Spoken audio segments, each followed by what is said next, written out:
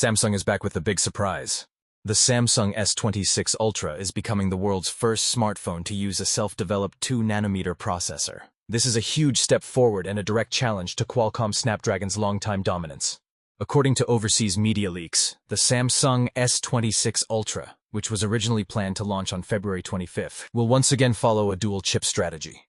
The first option uses a Samsung customized Snapdragon Elite Gen 5 chip, built on a 3nm process. Compared to the regular version, this chip delivers over 20% better peak performance, making it faster and smoother for heavy tasks in gaming.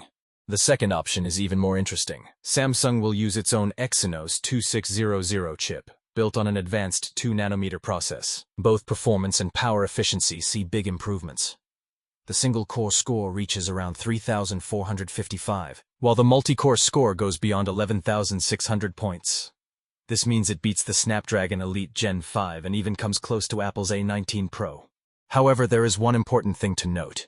While Samsung's new 2nm chip looks very powerful on paper, its long-term stability is still something we need to wait and see. When it comes to the camera, Samsung doesn't disappoint.